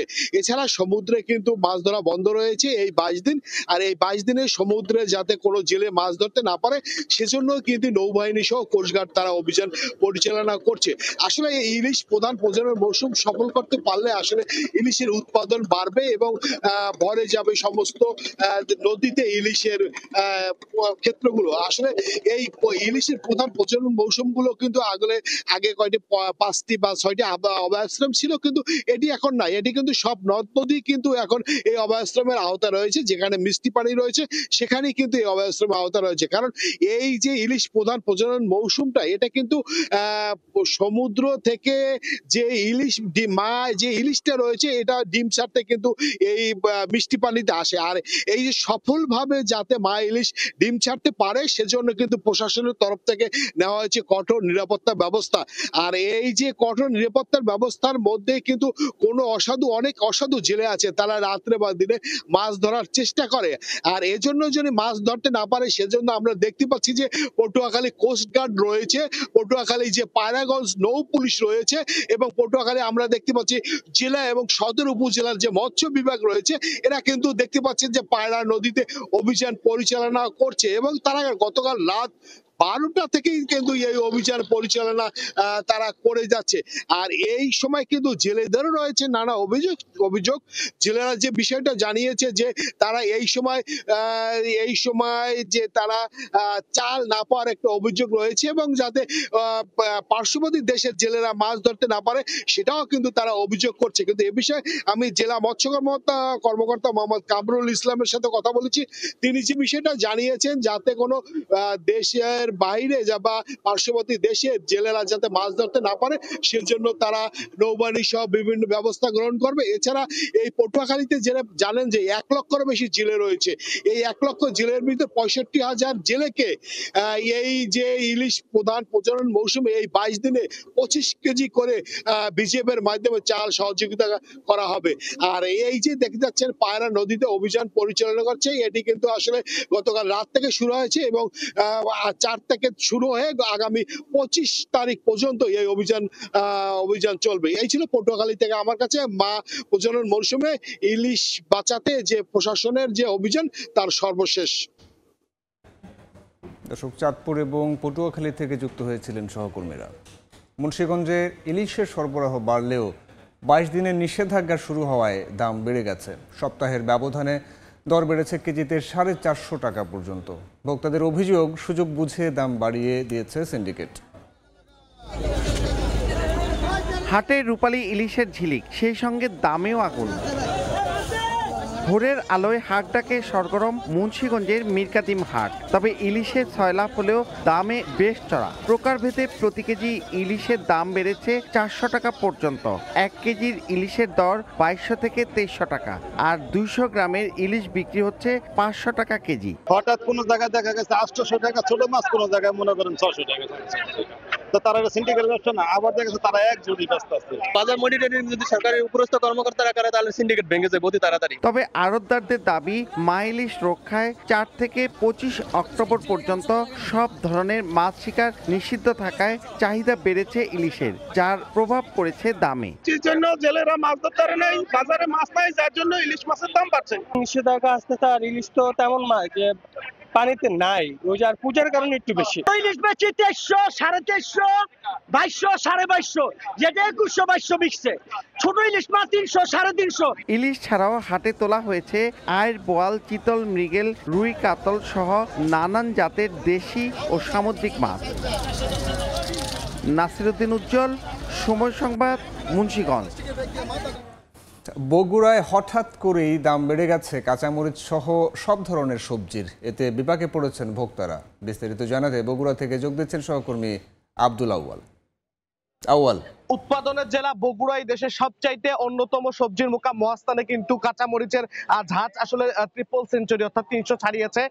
আমরা জানেছি যে গতকালকেও এই যে মহাস্থান দেশের অন্যতম সবজির মোকাম হিসাবে যেটি পরিচিত, এখানে কাঁচামরিচ পাইকারিতে 240 থেকে 260 টাকায় বিক্রি হয়েছে। তবে সেই কাঁচামরিচ কিন্তু আজকে বিক্রি হচ্ছে এখানে পাইকারিতেই 300 টাকায়। অর্থাৎ হাত বদলের সাথে সাথে কিন্তু আসলে খুচরাই যে দাম সেটি কিন্তু বগুড়ার যে কাঁচা বাজারগুলো রয়েছে বা রাজধানী ঢাকায় যেটি রয়েছে সেটিতে কিন্তু আজকে কাঁচামরিচের ঝাঁজ কিন্তু আসলে 320 টাকার উপরে, অর্থাৎ 320 থেকে শুরু করে 350 টাকা পর্যন্ত ঠেকতে পারে। এর পাশাপাশি কিন্তু যে প্রচুর বই রয়েছে মহাস্থানগড় হাটে, সেটি কিন্তু পাইকারিতে 17 থেকে 18 টাকায় কেজিতে বিক্রি হচ্ছে। এছাড়াও মিষ্টি লাউ যেটি সেটি বিক্রি হচ্ছে পাইকারিতে আসলে প্রকারভেদে 40 টাকা পর্যন্ত। এছাড়াও যে অন্যান্য সবজিগুলো রয়েছে এখানে, সেই সবজিগুলোর দাম কিন্তু আসলে পাইকারিতে 20 টাকা থেকে শুরু করে অর্ধশত বা তারও বেশি দামে বিক্রি হচ্ছে। এবং এখানে যারা পাইকারি বিক্রেতা আছেন বা যারা কৃষক রয়েছেন তারা বলছেন যে মূলত আসলে বৈরী আবহাওয়ার কারণে টানা বৃষ্টিতে সবজির যে উৎপাদন সেখানে কিন্তু ঘাটতি ঘটেছে। বিশেষ করে মরিচের যে আসলে ঝাঁজ বেড়েছে পাইকারি বাজারে, এর জন্য মূলত আসলে বৈরী আবহাওয়াকেই দায়ী করছেন কৃষকরা। মরিচের যেই ফলন রয়েছে মাঠ পর্যায়ে, সেই ফলনে কিন্তু আসলে বিঘ্ন ঘটেছে। এর জন্য কিন্তু দাম আসলে ট্রিপল সেঞ্চুরি ছাড়িয়েছে। এছাড়াও পেঁয়াজ কিন্তু পাইকারিতে 62 টাকা কেজি দামে মহাস্থানে বিক্রি হচ্ছে। এবং আগাম জাতের সবজি না আসায় আসলে সবজির দাম কিন্তু কিছুটা চড়া রয়েছে এখনো মহাস্থানগড় সবজির পাইকারি মোকামে। এবং এখন পর্যন্ত এখান থেকে প্রতিদিন গড়ে 5 থেকে 10টি করে ট্রাক দেশের বিভিন্ন প্রান্তে কিন্তু আসলে প্রতিদিন চলে যাচ্ছে সরবরাহ হওয়ার জন্য। তো এগুলো এখন পর্যন্ত বগুড়া থেকে মহাস্থানগড়ের পাইকারি যে সবজির বাজার, এই নিয়ে আমার কাছে ছিল সর্বশেষ। ত্রাণ বহনকারী নৌবহরে হামলা, নৌযান বহর ও মানবাধিকার কর্মীদের আটকের প্রতিবাদে রাজশাহী ও মুন্সিগঞ্জে বিক্ষোভ মিছিল ও মানববন্ধন করা হয়েছে। শুক্রবার বিকেলে রাজশাহী নগরীর সিটি সেন্টারের সামনে থেকে বিক্ষোভ মিছিল শুরু হয়। পরে প্রধান সড়ক প্রদক্ষিণ শেষে একই স্থানে গিয়ে শেষ হয়।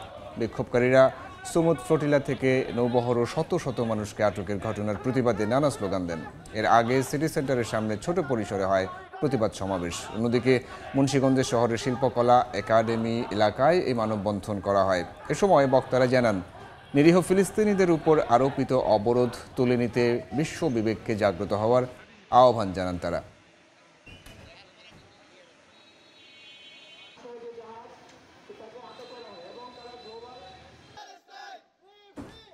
সংসদের 2 কক্ষে পিআর পদ্ধতিতে ভোটের দাবিতে আন্দোলনে নেমেছে জামায়াত ইসলামী সহ কয়েকটি দল। এ প্রসঙ্গে এনসিপির উত্তরাঞ্চলের মুখ্য সমন্বয়ক সার্জিস আলম বলেন, উচ্চকক্ষে পিআর প্রাসঙ্গিক হলেও নিম্নকক্ষে বাস্তবায়নের অবস্থা তৈরি হয়নি। শুক্রবার রাতে ঠাকুরগাঁও জেলা মুক্তিযোদ্ধা কমপ্লেক্স হলরুমে দলের সাংগঠনিক সভা শেষে এই মন্তব্য করেন তিনি। জামায়াত ইসলামী তাদের ইসলামিক কয়েকটি দল নিয়ে তাদের একটি অ্যালায়েন্স হয়েছে, যেটার মাধ্যমে তারা মাঠে আন্দোলনে যাচ্ছে, এর আগে কর্মসূচি করেছে, সামনেও করবে। আমাদের এনসিপির অবস্থান একদম স্পষ্ট। আমরা মনে করি এই মুহূর্তে বাংলাদেশের জন্য উচ্চকক্ষে পিআর প্রাসঙ্গিক, কিন্তু এই মুহূর্তে বাংলাদেশে নিম্নকক্ষে পিআর হওয়ার মতো অবস্থা তৈরি হয়নি বা প্রাসঙ্গিক নয়। সেটা দিয়ে আমরা যতটা ভালো কিছু প্রত্যাশা করি ততটুকু হওয়ার আমরা এই মুহূর্তে সম্ভাবনা দেখছি না। সেই জায়গা থেকে আমাদের স্পষ্ট অবস্থান শুধুমাত্র উচ্চকক্ষে পিআর। কুড়িগ্রামের নাগেশ্বরী উপজেলার রায়গঞ্জ ইউনিয়নের চেয়ারম্যান ও বিএনপি নেতা আরিফুজ্জামান দীপ মণ্ডলের উপর দুর্বৃত্তের হামলার প্রতিবাদে মানববন্ধন করেছেন এলাকাবাসী। শুক্রবার সকালে কুড়িগ্রাম ভুরুঙ্গামারী কুড়িগ্রাম সড়কের রায়গঞ্জ বাজারে এই মানববন্ধন অনুষ্ঠিত হয়। বক্তাদের অভিযোগ, মাদক ও অবৈধভাবে বালু উত্তোলনের প্রতিবাদ করায় বৃহস্পতিবার রাতে চেয়ারম্যানের উপর হামলা করে কয়েকজন। এ সময় ধারালো ছুরি দিয়ে আঘাত করে পালিয়ে যায় তারা। এই ঘটনায় দুর্বৃত্তদের দ্রুত গ্রেফতার ও শাস্তির দাবি জানান বক্তারা।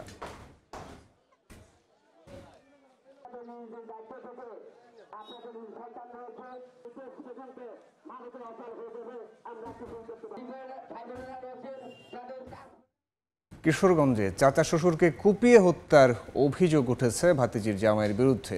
ঘটনার পর পলাতক রয়েছে অভিযুক্ত। পুলিশ জানায়, মিঠামইন উপজেলার কলাপাড়া গ্রামে মুক্তু মিয়া ও তার ভাই মফিজ মিয়ার মধ্যে দীর্ঘদিন ধরে বিরোধ চলে আসছিল। এরই জেরে শুক্রবার সকালে 2 ভাইয়ের মধ্যে কথা কাটাকাটি হয়। ঘটনার এক পর্যায়ে মফিজ মিয়ার মেয়ের জামাই সোহেল কোদাল দিয়ে মুক্তু মিয়াকে কুপিয়ে জখম করে। গুরুতর অবস্থায় তাকে উদ্ধার করে মিঠামইন উপজেলা স্বাস্থ্য কমপ্লেক্সে নিয়ে গেলে মৃত ঘোষণা করেন চিকিৎসক। মার্কিন প্রেসিডেন্ট ডোনাল্ড ট্রাম্পের শান্তি পরিকল্পনার প্রস্তাবে আংশিক সম্মতি দিয়েছে ফিলিস্তিনের স্বাধীনতাকামী সংগঠন হামাস। যুদ্ধ বন্ধ হলে সব ইসরায়েলি বন্দীকে মুক্তি দিতে রাজি জানিয়ে সংগঠনটি বলছে, ট্রাম্পের সঙ্গে আলোচনা করতেও প্রস্তুত তারা। শান্তি প্রতিষ্ঠার সম্ভাবনার মধ্যেই গাজায় দেখা দিয়েছে গৃহযুদ্ধের শঙ্কা। হামাস ও প্রভাবশালী আল মুজাহিদা গোষ্ঠীর মধ্যে সংঘর্ষে 16 জন নিহত হয়েছেন। এদিকে গাজায় ইসরায়েলি আগ্রাসনে একদিনে নিহত হয়েছেন আরও 72 ফিলিস্তিনি। প্রায় 2 বছর ধরে গাজায় চলছে ইসরায়েলি আগ্রাসন, যা প্রতিনিয়ত প্রাণ কেড়ে নিচ্ছে নিরীহ ফিলিস্তিনিদের। নির্মম এই যুদ্ধের মধ্যে নতুন করে আতঙ্ক ছড়াচ্ছে অভ্যন্তরীণ সংঘাত। গাজার দক্ষিণাঞ্চলের খান ইউনিসে হামাস ও প্রভাবশালী আল মুজাহিদা গোষ্ঠীর বন্দুকধারীদের মধ্যে তীব্র সংঘর্ষ ছড়িয়ে পড়ে। 2 পক্ষের বেশ কয়েকজন নিহতের খবর পাওয়া যায়। ইসরায়েলি হামলার মধ্যে এমন সংঘাত গৃহযুদ্ধের পরিস্থিতি তৈরি করতে পারে বলে আশঙ্কা প্রকাশ করেছেন বিশ্লেষকরা। এছাড়া গাজা জুড়ে ইসরায়েলি হামলায় একদিনে নিহতের সংখ্যা ছাড়িয়েছে অর্ধশত। উত্তেজনাময় এই পরিস্থিতির মধ্যে গাজা যুদ্ধ বন্ধে মার্কিন প্রেসিডেন্ট ডোনাল্ড ট্রাম্পের শান্তি পরিকল্পনা প্রস্তাবে আংশিক রাজি হয়েছে হামাস। টেলিগ্রামে দেয়া বিবৃতিতে সংগঠনটি জানায়, গাজায় চলমান যুদ্ধ বন্ধ ও ইসরায়েলি সেনা প্রত্যাহার করা হলে জীবিত ও মৃত সব ইসরায়েলি বন্দীকে মুক্তি দিতে সম্মত তারা। মধ্যস্থতাকারীদের মাধ্যমে আলোচনায় বসতে প্রস্তুত বলেও জানায় সংগঠনটি। একই সঙ্গে গাজার প্রশাসন স্বাধীন ফিলিস্তিনি টেকনোক্র্যাটদের হাতে হস্তান্তরের কথাও জানিয়েছে হামাস। এর আগে রোববার রাতের মধ্যে সিদ্ধান্ত জানাতে হামাসকে আলটিমেটাম দেন মার্কিন প্রেসিডেন্ট ডোনাল্ড ট্রাম্প। সমঝোতা না হলে গাজায় নরক নেমে আসবে বলে হুঁশিয়ারি দেন তিনি। সাদিয়া তাসনিম, সময় সংবাদ। ভারত সীমান্তে সার্ক্রিক জলপথের আশপাশে সামরিক অবকাঠামো নির্মাণ করছে পাকিস্তান। এ নিয়ে ক্ষুব্ধ প্রতিক্রিয়া জানিয়েছে নয়াদিল্লি। ভারতের প্রতিরক্ষা মন্ত্রী রাজনাথ সিং হুঁশিয়ারি দিয়ে বলেছেন, ওই অঞ্চলে পাকিস্তান কোনো আগ্রাসন দেখালে ইতিহাস ও ভূগোল বদলে দেয়া হবে। অন্যদিকে ভারতীয় সেনাপ্রধান সতর্ক করে বলেন, পাকিস্তান মানচিত্র ধরে রাখতে চাইলে দেশটিকে সন্ত্রাসবাদের সমর্থন দেয়া বন্ধ করতে হবে। যদিও সার্ক্রিক জলপথে সামরিক অবকাঠামো নির্মাণের বিষয়ে কোনো মন্তব্য করেনি পাকিস্তান। বিশ্বের অন্যতম বিপজ্জনক ও বৈরী সীমান্ত ভারত পাকিস্তানের। 2 দেশের মধ্যে সীমান্তকে ঘিরে প্রায় উত্তেজনা দেখা দেয়। অপারেশন সিঁদুর নিয়ে এখনও প্রতিবেশী দেশ দুটির মধ্যে কথার লড়াই চলছে। এমন পরিস্থিতিতেই সম্প্রতি বিভিন্ন গণমাধ্যমে খবর প্রকাশ পায়, সার্ক্রিক জলপথের আশেপাশে সামরিক স্থাপনা তৈরি করছে পাকিস্তান। সার ক্রিক ভারত ও পাকিস্তানের মধ্যে একটি বিতর্কিত অঞ্চল। খালটি ভারতের কচ্ছ অঞ্চল এবং পাকিস্তানের সিন্ধু প্রদেশকে মোটামুটিভাবে পৃথক করেছে। সার ক্রিক আরব সাগরে পতিত হয়েছে। এর মূল নাম ছিল বনগঙ্গা এবং উপনিবেশিক আমলে এক ব্রিটিশ কর্মকর্তার নামে এটি নামকরণ করা হয়েছিল। সার ক্রিক জলপথের আশেপাশে সামরিক অবকাঠামো তৈরির বিষয়ে পাকিস্তানকে হুঁশিয়ারি দিয়েছে ভারত। দেশটির প্রতিরক্ষা মন্ত্রী রাজনাথ সিং বলেন, 1965 সালের যুদ্ধে ভারতীয় সেনাবাহিনী লাহোরে পৌঁছানোর ক্ষমতা প্রদর্শন করেছিল। তাই পাকিস্তানের মনে রাখা উচিত করাচি পৌঁছানোর রাস্তা সার ক্রিক দিয়েও যায়। ইসলামাবাদের প্রতি সরাসরি হুঁশিয়ারি উচ্চারণ করে বলেন, পাকিস্তান যদি আরও এলাকা দখলের চেষ্টা করে তবে এমন জবাব দেওয়া হবে যা ইতিহাস ও ভূগোল বদলে দেবে। এদিকে শুক্রবার ভারতীয় সেনাপ্রধান জেনারেল উপেন্দ্র দ্বিবেদী সতর্ক করে বলেছেন, পাকিস্তান যদি মানচিত্রে তার স্থান ধরে রাখতে চায় তবে দেশটিকে সন্ত্রাসবাদ সমর্থন বন্ধ করতে হবে। স্থানীয় সময় শুক্রবার রাজস্থানের একটি সেনা চৌকিতে গিয়ে একথা বলেন তিনি। বলেন, অপারেশন সিঁদুরে যে সংযম বজায় রাখা হয়েছিল এবার তা হবে না। ইসলামাবাদ যদি সন্ত্রাসবাদকে উস্কানি দেওয়া বন্ধ না করে তাহলে অভিযানের দ্বিতীয় ভাগ খুব বেশি দূরে নয় বলে মন্তব্য করেন ভারতের সেনাপ্রধান। তবে সার ক্রিক জলপথের আশেপাশে সামরিক অবকাঠামো নির্মাণের খবর এবং ভারতের হুঁশিয়ারির কোনো প্রতিক্রিয়া জানায়নি পাকিস্তান সরকার। ইয়াসিন মোহাম্মদ জিসান, সময় সংবাদ। জাপোরিজিয়া পারমাণবিক বিদ্যুৎ কেন্দ্রে হামলা নিয়ে পাল্টাপাল্টি অভিযোগ করেছে ইউক্রেন ও রাশিয়া। কিয়েভ বলছে রাশিয়াই হামলা করে বিদ্যুৎ কেন্দ্রটির সংযোগ বিচ্ছিন্ন করে দিয়েছে, আর মস্কো বলছে ইউক্রেন হামলা করে তাদের উপর দোষ চাপানোর চেষ্টা করছে। এই খেলা খুবই বিপজ্জনক। পারমাণবিক স্থাপনায় হামলা নিয়ে দুই দেশের মধ্যে উত্তেজনা নিয়ে উদ্বেগ প্রকাশ করেছে আন্তর্জাতিক পরমাণু সংস্থা। ইউক্রেনের খার্কিভ ও পোলতাভা অঞ্চলে নাফতগাজের গ্যাস উৎপাদন সুবিধা লক্ষ্য করে হামলা চালিয়েছে রাশিয়া। ক্ষেপণাস্ত্রের অর্ধেক প্রতিহত করা হলেও বেশ কিছু গুরুত্বপূর্ণ স্থাপনা ক্ষতিগ্রস্ত হয়েছে। রুশ হামলায় সীমান্তবর্তী সুমি ও চেরনিহিভ অঞ্চলের বিদ্যুৎ বিচ্ছিন্ন হয়ে গেলেও প্রায় 3 লাখ গ্রাহকের জন্য বিদ্যুৎ সরবরাহ পুনরায় শুরু হয়েছে। এ ধরনের হামলা শীতকালে তাপ সরবরাহ ও বিদ্যুৎ নিরাপত্তার জন্য বড় ঝুঁকি তৈরি করতে পারে। এক সপ্তাহেরও বেশি সময় ধরে বিদ্যুৎ বিচ্ছিন্ন ইউক্রেনের জাপোরিজিয়া পারমাণবিক কেন্দ্র। জরুরি ডিজেল জেনারেটর দিয়ে আপাতত কাজ চালানো গেলেও দীর্ঘমেয়াদে তা টেকসই নয়। রাশিয়ার দাবি, অভিযান চালিয়ে পারমাণবিক বিদ্যুৎ কেন্দ্রটি নষ্ট করে দিয়েছে ইউক্রেন নিজেই। যদিও কিয়েভের পাল্টা অভিযোগ, ইউক্রেনের গ্রিড থেকে কেন্দ্রটিকে বিচ্ছিন্ন করে বিদ্যুৎ নেওয়ার চেষ্টা করছে রাশিয়া। আইএইএ মহাপরিচালক রাফাল গ্রসি জানান, জাপোরিজিয়া পারমাণবিক কেন্দ্রের বাইরে বিদ্যুৎ পুনঃস্থাপনের জন্য বিস্তারিত আলোচনা চলছে। দীর্ঘ সময় ডিজেল জেনারেটরে শীতাতপ যন্ত্র চালালে নিরাপত্তা ঝুঁকি বাড়তে পারে। আন্তর্জাতিক বিশেষজ্ঞরা সতর্ক করেছেন, প্রযুক্তিগত ত্রুটি বা নাশকতার ঝুঁকি এখন অনেক বেশি। এদিকে ইউক্রেনের টমাহক ক্ষেপণাস্ত্রের জন্য মার্কিন সরবরাহের পরিকল্পনাও জটিলতার মুখোমুখি হয়েছে। রুশ প্রেসিডেন্ট ভ্লাদিমির পুতিন হুঁশিয়ারি দেন, এ ধরনের সরবরাহ নতুন করে সংঘাতকে উস্কে দেবে। এছাড়াও ন্যাটোতে সুইডেন ও ফিনল্যান্ডের যোগদানকে বোকামি হিসেবে আখ্যা দেন তিনি। ড্যানিশ গোয়েন্দা সংস্থা জানিয়েছে, রুশ যুদ্ধজাহাজ বারবার বাল্টিক ও উত্তর সাগর সংযোগকারী প্রণালীতে উস্কানিমূলক কার্যক্রম চালাচ্ছে। হোয়াইট হাউস জানিয়েছে, তারা ড্যানিশ নৌবাহিনীর রিপোর্টকে অত্যন্ত গুরুত্বের সঙ্গে বিবেচনা করছে এবং পরিস্থিতি নিবিড়ভাবে পর্যবেক্ষণ করছে। সাদিয়া তাসনিম, সময় সংবাদ।